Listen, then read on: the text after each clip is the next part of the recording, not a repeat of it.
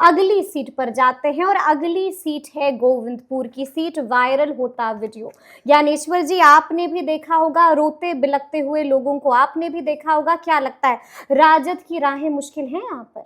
नहीं, राजद की राहें मुश्किल ही नहीं, बहुत मुश्किल है, बहुत मुश्किल है। देखिए, गोविंदपुर में मोहम्मद कामरान का टिकट काटा गया और मोहम्मद कामरान एक ऐसे राजद के विधायक जिनकी स्वीकार्यता हमने देखी, जिन्होंने 2020 में मत नहीं दिया था वह भी रुआसे थे और जिन्होंने मत दिया था वह रो रहे थे। बिल्कुल।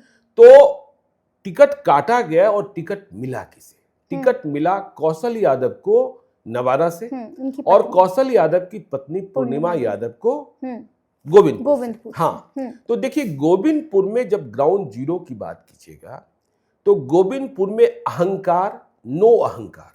अच्छा। हाँ, लड़ाई इसकी है, लड़ाई इसकी है, ठीक है ना, कि हमें आसानी से हमारी बात सुन लेने वाला, प्यार से समझा देने वाला, अहंकार नहीं करने वाला चाहिए कि फिर से हमें उसी दौर में लौटना है।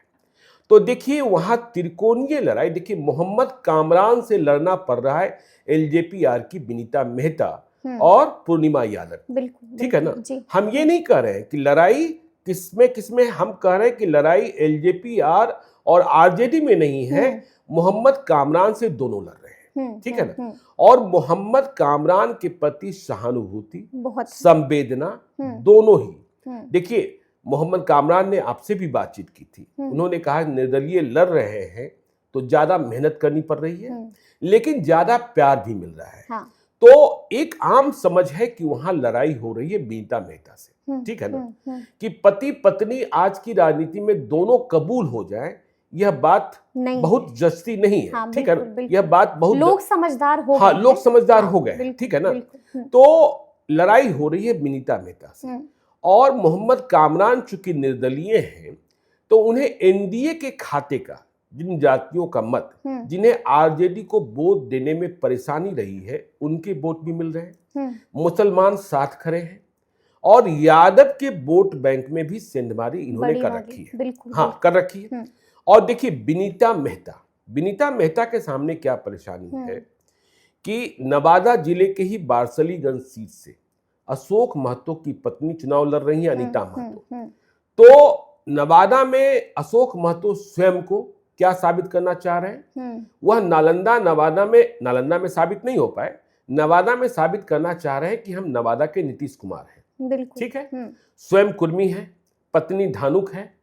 तो यदि कुर्मी का, कुशवाहा का, धानुक का मत यदि विनीता मेहता को थोड़ा कम मिला और पूर्णिमा यादव को मिल गया इस प्रभाव के कारण कि अशोक महतो, तो मोहम्मद कामरान की राह और आसान हो जाएगी। हाँ, मोहम्मद कामरान की राह और आसान हो जाएगी।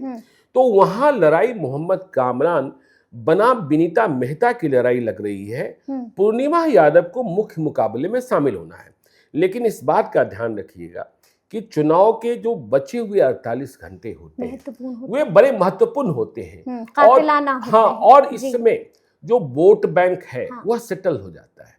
हमने पहले चरण में भी देखा कि जब ग्राउंड जीरो पर रिपोर्टर्स जा रहे थे तो उन्हें उम्मीदवारों के नाम लिए जा रहे थे, उनकी खूबियों को बताया जा रहा था, उनके खिलाफ गुस्सा जो था उसका ब्यौरा दिया जा रहा था। लेकिन जब 6 नवंबर को वोटिंग हो रही थी तो लोग बूथ पर नीतीश कुमार, नरेंद्र मोदी, तेजस्वी यादव और लालू यादव की बात करने लगे थे। तो फिर ट्रेंड बदल गया। तो यह देखना होगा कि मोहम्मद कामरान गोविंदपुर में बचते हैं, क्या हुआ पूर्णिया के पप्पू यादव निकलते हैं, क्या हुआ चकाई के सुमित सिंह निकलते हैं, क्या हुआ रुपौली के उपचुनाव के शंकर सिंह निकलते हैं, या फिर वैसा ही होता है कि दो पार्टियों में लड़ाई हो जाती है। ये देखना होगा।